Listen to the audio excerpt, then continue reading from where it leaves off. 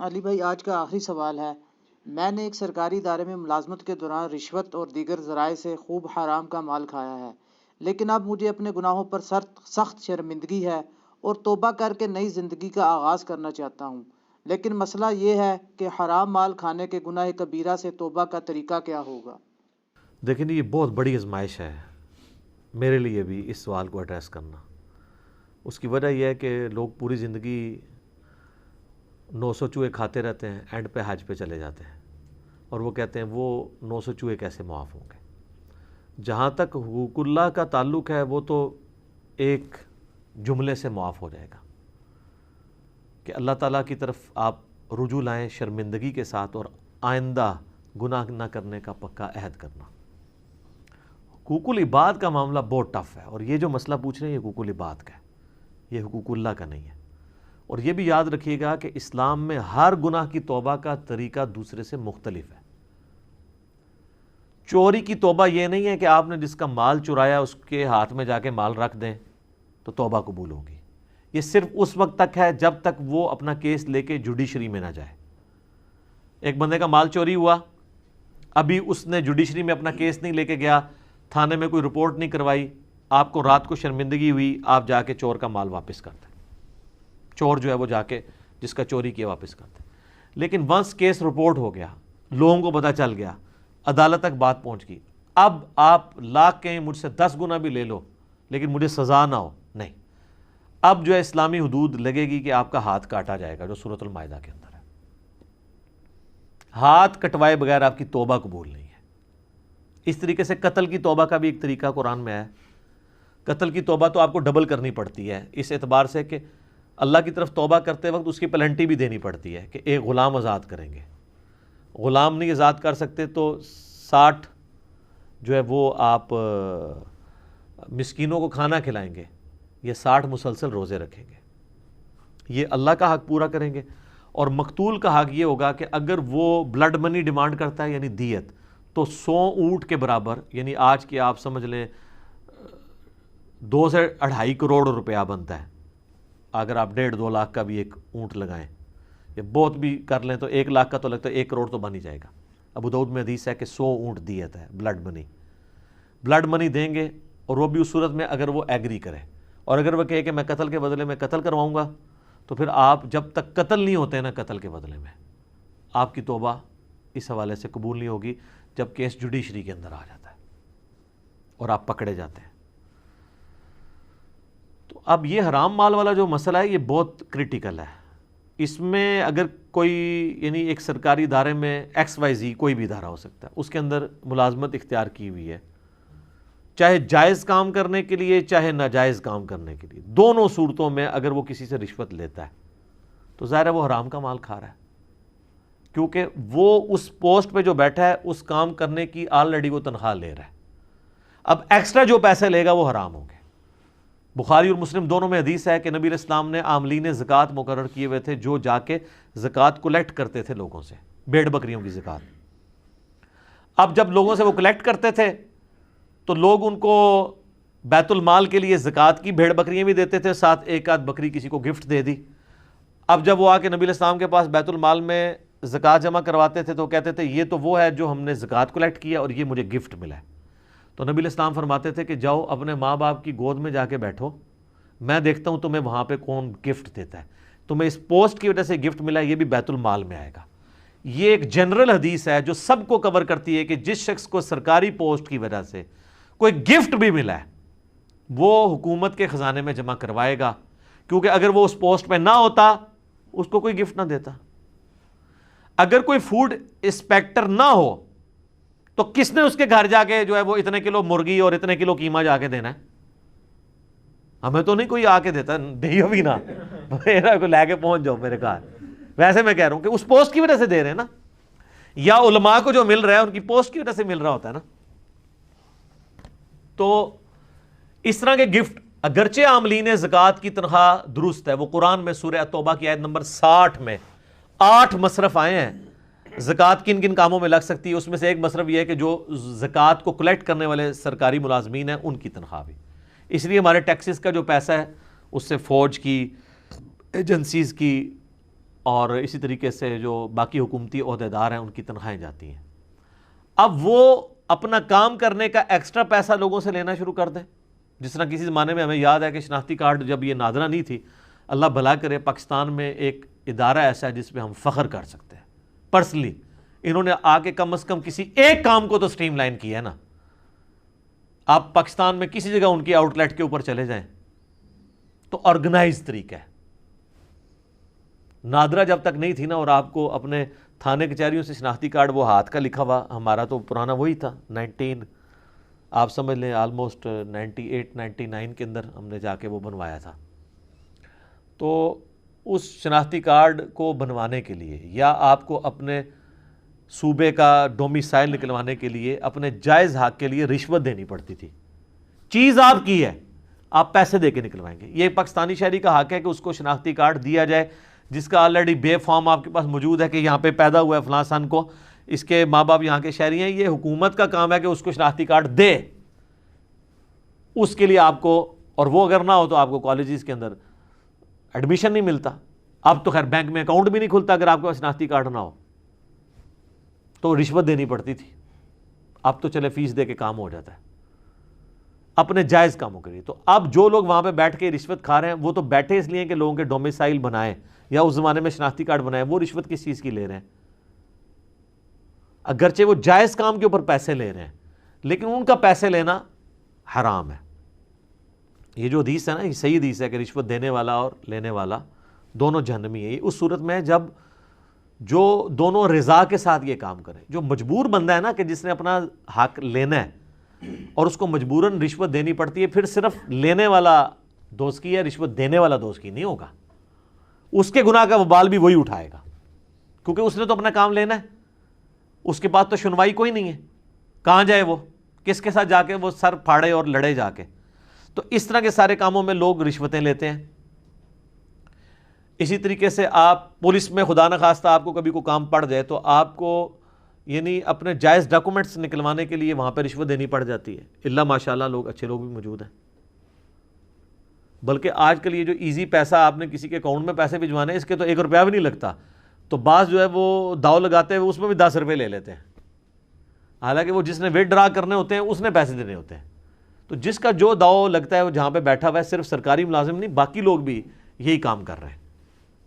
تو اب اس طریقے سے جو حرام پوری زندگی کھایا, آخری عمر میں آ کے جناب بلڈ پریشر, شوگر, دل کی بیماریاں, بچے نہیں پڑھ لکھ سکے, بیوی کے اوپر فالج ہو گیا. اب جب یہ چیزیں ان کے سامنے آتی ہیں نا, پھر ان کو اب آخرت یاد آتی ہے کہ یار دنیا بھی at the end of the day ہم نے برباد کر لی, ابھی آخرت میں تو حساب باقی ہے. اور یہ بھی وہ جس کے اندر غیرت کی کوئی رتی ہو. یہ میں آپ کو پریکٹیکلی بتا رہا ہوں کہ میرے ساتھ ایسے لوگ ملے ہیں جنہوں نے لاکھوں اپنی زندگی میں کھایا ہے اور کئی لاکھ اس سے زیادہ اپنے علاج کے اوپر خرچ کیا ہے, تب بھی شفا نہیں ملی. یہ ایک ایسا معاملہ جو دنیا میں اللہ برابر کر دیتا ہے, اور اگر نہ بھی کرے تو آخرت کی مصیبتیں تو ابھی باقی ہیں نا جی. پھر وہ کہتا ہے جی اب توبہ کرنا چاہتے ہیں, کیا کریں, یاد ہی نہیں کس کس کا کھایا ہے, کہاں سے بندوں کو ڈھونڈیں, ان کو واپس کریں. تو یہ ظاہر ہے کہ مشکل ایک کام ہو جائے گا. اور پھر بندے بھی ڈھونڈ لیں تو کھایا اتنا ہے کہ وہ کیسے واپس کریں, کھا کے وہ کر چکے ہیں. تو پھر تو میرے بھائی پھر معاف ہی کروانا پڑے گا. دنیا میں نہیں ہوگا تو آخرت میں تو پھر بڑے عجیب و غریب طریقے سے معاف ہونا ہے. وہ صحیح مسلم میں حدیث ہے کہ دنیا میں کسی نے کسی کا حق دبایا تھا, کسی کو ناجائز مارا تھا, یا کسی کو دھمکی دی تھی, یا کسی کے ساتھ مار پیٹ والا معاملہ کیا تھا, گالی گلوچ والا معاملہ کیا تھا, تو وہ لوگ حق لینے کے لیے اللہ کی بارگاہ میں آئیں گے اور انسان پہاڑوں نیکیوں کے ساتھ اللہ کی بارگاہ میں ہوگا. ایک بندہ آئے گا, وہ کہے گا جی میرے ساتھ اس نے یہ کیا تھا, تو اللہ کہے گا آج تو اس کے پاس کچھ نہیں دینے کو, تو آج کی کرنسی تو ہے نیکیاں, تم اس کی اتنی نیکیاں لے جاؤ. کرتے کرتے اس کی ساری نیکیاں ختم ہو جائیں گی. ابھی بھی لوگ باقی ہوں گے جنہوں نے حق لینا ہوگا. اب وہ کہیں گے اللہ نیکیاں تو ختم ہوگی. اللہ کہے گا اب پھر یہ ہے کہ تمہارے گناہ اس کے کھاتے میں ڈالتا ہوں, تمہارے گناہ کم کرنے. وہ لوگ جنت میں چلے جائیں گے جو مظلومین ہوں گے, اور جو حاجی نوازی صاحب ہیں ان کو اوندھا منہ کر کے دوزخ میں ڈال دیا جائے گا. یہ سر صحیح مسلم ہے, یہ کہانی شریف نہیں ہے. یہ بہت سینسٹیو ایشو ہے. اس طریقے سے بعض لوگوں کا سورس آف انکم ہوتا ہی 100% حرام ہے, جیسے جنید جمشید صاحب کے ساتھ ہوا تھا. آپ کو پتہ ہے نا جب انہوں نے اپنی لائف بدلی ہے تو ان کے لیے مصیبت کھڑی ہو گئی تھی. میں تو سارا کمائی جتنی اس کا ڈومیننٹ پورشن ہے وہ تو میں نے یعنی گانوں کے ذریعے ہی کیا ہے. تو وہ خود بتاتے ہیں تقی عثمانی صاحب کے پاس گئے کہ سر کوئی اس کا حل نکالیں. ویسے فقہ حنفی والے تو ایکسپرٹ ہیں حق نکالنے میں, حل کوئی نہ کوئی نکال لیں گے. بال انہوں نے اپنی جگہ ایک اجتہاد کیا, یہ اجتہاد ہی ہے ظاہر ہے, اس کے اوپر ہم دلیل تو ہمارے پاس کوئی نہیں ہے. اپنے اینڈ پہ جو انہوں نے کوشش کی تو انہوں نے کہا کہ ٹھیک ہے تم اپنے, ظاہر ہے تمہارے پاس تو اب یہی مال ہے نا جس سے تم آگے کام کر سکتے ہو, تو اسی حرام کے مال سے کوئی کاروبار کرو, اور جب اس سے کاروبار سے جو تمہیں نفع حاصل ہو اس نفع کو سائڈ پہ رکھتے جاؤ, جوڑتے جاؤ, اور جب وہ راس المال کے برابر ہو جائے جو تم نے اکویٹی جہاں پہ انویسٹ کر کے جو یعنی مثلا 1 کروڑ روپے کی انویسٹمنٹ کی تھی تو وہ منافع جب 1 کروڑ ہو جائے نا تو وہ 1 کروڑ روپیہ تم اللہ کی راہ میں صدقہ کر دو اور پھر تمہارا مال پاک ہو گیا. لیکن سٹارٹ تو اس سے لیا ہوا تھا نا. یہ اتنا خطرناک مسئلہ ہے, میرے پاس خیر اس کا کوئی سلوشن اس کے سوا ہے بھی نہیں, لیکن اس سے اگر کوئی یہ پلی لینا شروع کر دے کہ وہ سمگلنگ کر کے یہ کسی اور طریقے سے, کہتے ہیں نا پہلا کروڑ بنوانا ہی مشکل ہوتا ہے, اگلے کروڑ سے آ جاندے ہیں. دیکھنے آپ کے یہاں پہ کئی ارب پتی لوگ ہیں, ان کو وہ لوگ اگر اپنی بایوگرافی آپ کو سناتے ہیں تو وہ کہتے ہیں کہ ہمیں تو اپنے ماں کی دوائی کے لیے بھی ہمارے پاس پیسے نہیں تھے. آج وہ جناب خربوں کے مالک ہیں. تو ظاہر ہے کہیں پہ انہوں نے جو ہے نا وہ نو بال کرائی ہے نا ٹھیک ہے نا, وہ پہلا کروڑ تو بنایا ہے نا. یہ سب جناب میرا علا وجہ بصیرت یہ دعویٰ ہے کہ دنیا میں آپ کو جتنے کھرب پتی لوگ نظر آ رہے ہیں نا یہ حلال کے طریقے سے اوپر نہیں پہنچے. اب اگرچہ وہ 100% حلال کے اوپر ہوں, کہیں نہ کہیں انہوں نے بیچ میں ڈنڈی ماری ہے, کیونکہ حلال کی آؤٹ پٹ یہ کبھی بھی نہیں ہوتی کہ انسان اس لیول کے اوپر چلا جائے. چاہے انہوں نے اپنے فائلوں کو ٹائر لگائے ہوئے ہوں, وہ اس کو غلط سمجھ نہیں رہا ہوگا, لیکن کہیں نہ کہیں اس نے اپنے معاملات کیے ہوں گے. چاہے دھونس کے اوپر کسی سے کوئی چیز ہتھیائی ہو, یا کسی دوسرے کو نیچا کرنے کے لیے اس کے خلاف پراپوگنڈا کر کے اپنی پروڈکٹ لانچ کی ہو. آپ کوئی بندہ لے آئیں اور وہ کہے کہ میں نے کچھ بھی نہیں کیا اور میں ارب پتی بن گیا ہوں, نہیں, کہیں نہ کہیں اس نے ڈنڈی ضرور ماری ہوئی ہوتی ہے. اور پھر جب آپ یہ بات کریں کہیں گے نہیں جی اللہ چاہے تو حلال میں برکت نہیں دے سکتا. جناب حلال کو دنیا سے ہونی آیا ہے. حلال میں تو پھر یہ نہیں ہے کہ آپ جناب حلال کمائیں گے اور زکوٰۃ نہیں دیں گے. جس کے پاس 1 ارب روپیہ سر, اس کی زکوٰۃ جو ہے نا وہ 2.5 کروڑ روپیہ بنتی ہے سال کی. جی 1 لاکھ پہ 2.5 روپیہ دیتے ہوئے تو دل باہر نہیں آتا, لیکن 1 ارب والے کے لیے 2.5 کروڑ نکالتے ہوئے دل باہر آ جاتا ہے, ایسے تک پہنچ جاتا ہے, کیونکہ وہ بہت بڑی رقم ہے. اس کو نظر آئے گا 2.5 سال کٹی, 2.5 اگلے سال کٹی, تھلے ہی آئے گا سارا کچھ. حالانکہ اس کو یہ نظر نہیں آ رہا کہ اس انویسٹمنٹ سے میں نے کتنا کمایا ہے. تو زکوٰۃ تو دینی ہوتا ہے, صرف زکوٰۃ کی بات ہو رہی ہے جو اس نے دینی ہی دینی ہے. کتنے امیر فیکٹریوں کے آنرز ہیں, آپ ان سے کہیں جناب وہ زکوٰۃ کہتے ہیں جی اسی اللہ بھی سانو بے حسابہ دینا, اسی بغیر حساب دے دینے ہیں. جو لوگ آپ کو یہ کہہ رہے ہیں نا ہم بغیر حساب کے دے رہے ہیں, وہ اپنے آپ کو دھوکہ دے رہے ہیں. وہ حساب اس لیے نہیں کرتے کہ ان کی اگر زکوٰۃ 2.5 کروڑ بننی ہے نا تو وہ 2.5 لاکھ روپے دے رہے ہوتے ہیں. ان کو پتہ ہے حساب کیا تو پھنس جائیں گے, تو انہوں نے اپنے آپ کے نا جیسے کبوتر نے آنکھیں بند کر لی ہوتی ہیں کہ بلی غائب ہو جائے, وہ یہ کرنا چاہ رہے ہوتے ہیں, اس بٹر فیکٹ سے بھاگنا چاہ رہے ہوتے ہیں. اللہ نے تو کوئی کام بھی بغیر حساب و کتاب کے نہیں کیا ہوا. آپ کو یہ کہا ہوا ہے جتنا دل کرے نمازیں پڑھ لو, 5 نمازیں فرض کی ہیں. رمضان کے جس مہینے میں جو جاؤ جتنے روزے رکھ لو, نہیں 1 مہینہ ہے اس کے 1 روزے ہیں, ٹھیک ہے. نماز شروع ہوتی ہے کسی قاعدے قانون کے مطابق, ختم یہ تو نہیں جو مرضی پڑھ لو اس کے اندر, وہ ساری چیزیں تعلیم کی ہوئی ہیں نا. تو یہ بیسیکلی اپنے آپ کو دھوکہ دے رہے ہوتے ہیں, کیونکہ ان کو پتہ ہے کہ ہم نے جب کیلکولیشن کرنی ہے نا تو وہ پھر اور بھی کہتے ہیں یہ مقروض ہیں.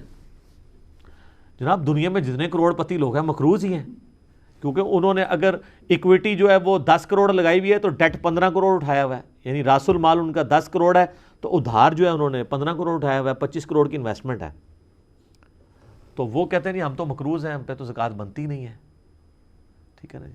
ان سے پوچھیں نہیں کتنے مقروض, کہتے ہیں 15 کروڑ کے مقروض ہیں. تو انویسٹمنٹ کتنی ہے, وہ کہتے ہیں نہیں 10 کروڑ کی. تو کہتے ہیں آپ نکالیں 15 میں سے 10 تو 5 کروڑ تو ہم نے دینا ہے. حساب کرنا ہی بھول جاتے ہیں. جناب انویسٹمنٹ 10 کروڑ کی نہیں ہے, 25 کروڑ کی ہے. 25 کروڑ میں سے آپ نے 15 کروڑ نکالنا ہے اپنے ادھار والا, تو 10 کروڑ کی آپ نے زکات دینی ہے, کیونکہ انویسٹمنٹ انہوں نے راس المال اپنی اکویٹی 10 کروڑ لگائی, 15 کروڑ اٹھایا ڈیٹ ادھار, ٹوٹل کتنا ہو گیا 25. تو 25 کروڑ میں سے 15 کروڑ مائنس ہوگا نا, چھڑے اپنے 10 میں سے ہی 15 نکال دیں گے, الٹا پھر آپ کو اللہ سے مانگنے پڑ جائیں گے. ظاہر ہے کہ یا اللہ تم انہوں کچھ دے, میں نے زکات نہیں دینی. تو اتنے بولے بنے حساب کتاب کرنا بھی بھول جاتے ہیں. وہ 10 کروڑ کی تو آپ زکات دیں گے.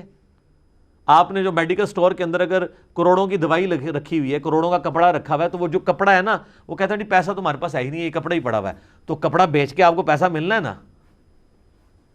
کئی عورتیں وہ کہتی ہیں نہیں ہمارے پاس سونا ہے, ہماری تو کمائی کوئی نہیں ہے. تو سر سونا توڑوا کے اس میں سے زکات دینی ہے نا آپ نے, 7.5 تولے سے زیادہ نہیں جوڑنا نا. جوڑنا ہے تو اس کے اوپر آپ نے, اللہ تعالیٰ نے جو آفیشیل آپ کے اوپر رکھا ہوا ہے زکات والا معاملہ, وہ آپ نے کرنا ہے. تو اس طریقے سے جو حرام مال والا مسئلہ ہے نا جی, بندے ڈھونڈیں, ان کو پیسے دیں, نہیں تو گوٹے گیٹے پکڑ کے ان کو معاف کرواؤ. اب ان کی مرضی ہے معاف کریں. اب پیسے ہیں, بندے ڈھونڈنا ناممکن ہے, ظاہر ہے مختلف پوسٹوں پہ رہے, تو آخری حال یہ ہے کہ آپ وہ رقم کیلکولیٹ کریں, اتنی رقم آپ اللہ کی راہ میں خیرات کریں, اس نیت کے ساتھ کہ اس خیرات کا ثواب ان لوگوں کو پہنچے کہ جن کا میں نے مال ہتیا ہے. اور ان بیچاروں نے ہو سکتا ہے اپنے زمانے میں خود اتنی خیرات نہ کرنی ہوتی, وہ قیامت والے دن جب دیکھیں گے کہ وہ خیرات کا مفت کا ثواب ان کے نامہ مال میں آ گیا, تو عین ممکن ہے وہ آپ سے راضی ہو جائیں کہ چلو یار اس نے ہمارے سے پیسہ لیا تھا تو ہماری طرف سے خرچ کیا, بلکہ وہ تو کہیں گے کہ اور ہی تھوڑا لے لیتا, آج تو کرنسی تھی نیکیاں تو ہمیں مل جائے. تو اللہ تعالیٰ اور اس کو سپورٹیو احادیث بھی ہیں کہ اللہ تعالیٰ پھر معافی والا معاملہ فرما دے گا. لیکن یہ بہرحال آپ کو حقوق العباد اسی طریقے سے معاف کر, یہ تو مال کی بات ہو رہی ہے, باقی جو زیادتیوں والا معاملہ ہے وہ تو جناب بہت سخت ہے. سورہ نساء میں ہے جو لوگ یتیموں کا مال ناحق کھا رہے ہیں وہ اپنے پیٹ میں دوزخ کی آگ بھر رہے ہیں, وہ تو جناب آپ کو معاف کروانی پڑے گی. ادروائز پھر یہ اگر نہ کوئی ملے تو پھر اس طریقے سے ایک آخری حل ہے. آپ کو کہتا ہے میرے پاس مال بھی نہیں ہے, پھر جناب آپ رو پیٹ کے پوری زندگی گزاریں کہ اللہ تعالیٰ آپ پہ رحم کھائے کہ قیامت والے دن آپ کے جن کے اوپر آپ نے ظلم ڈھایا ہے ان لوگوں کو اللہ تعالیٰ خود سے اپنی طرف سے کچھ دے کے راضی کر دے تو کر دے. وہ تو رونا پیٹنا اب آپ اللہ کے سامنے ہی کریں, ہمارے پاس تو اس کا کوئی سلوشن نہیں ہے. یہ سلوشن تھا کہ آپ اللہ کی راہ میں خرچ کریں.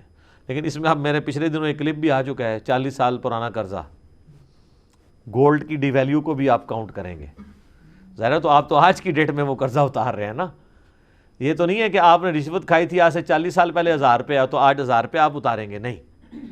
وہ آپ کو گولڈ کے اعتبار سے کیلکولیٹ کرنا پڑے گا, کیونکہ اگر بارٹر سسٹم ہوتا تو پھر کیا ہونا تھا کہ اگر آپ نے سال پہلے کسی کی 40 کلو گندم ہتھیائی تھی تو آج 40 کلو ہی دینی تھی نا. یہ تو نہیں ہونا تھا کہ آج 1 کلو دینی تھی. آج اتنے روپے میں جو ہے وہ 1 کلو گندم آئے گی جو آج سے 40 سال پہلے 40 کلو آتی تھی. تو اگر 40 کلو گندم ہتھیائی بھی تھی تو آج 40 کلو ہی دیں گے نا, بارٹر سسٹم کے اندر اشیاء کے بدلے اشیاء.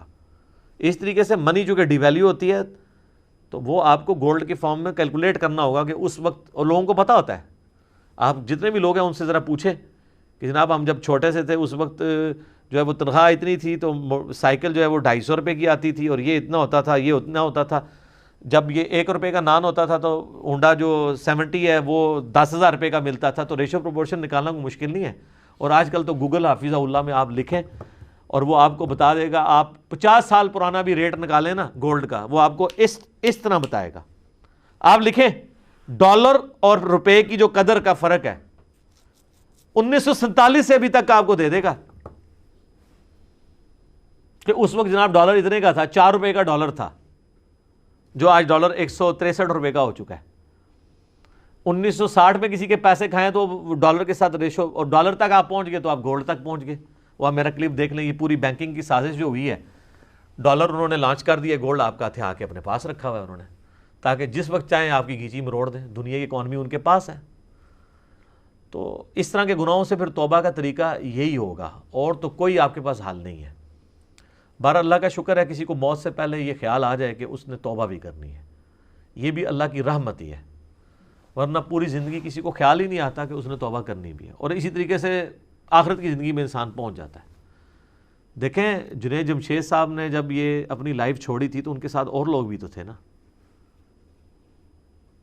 اور آج کی ڈیٹ میں تو ہم کہہ سکتے ہیں کہ جنید جمشید صاحب فوت بھی ہو چکے ہیں. انہوں نے دیکھ بھی لیا ہے کہ ایک وہ بندہ جس کے پاس سب کچھ ٹھیک تھا, دین کا کام بھی کر رہا تھا, اسے فوت نہیں ہونا چاہیے تھا, لیکن اللہ کے فیصلے تو اپنے. فوت ہو گیا نا. فوت ہونے کے بعد بھی کتنے لوگوں نے عبرت پکڑی ہے, اکا دکا نے پکڑی ہے. ابرار الحق نے بعد میں داڑھی رکھ لی ہے, کافی غمگین ہوا, اور کچھ لوگ ہیں, لیکن میجارٹی لوگ تو اسی طریقے سے ہی چل رہے ہیں ویسے ہی.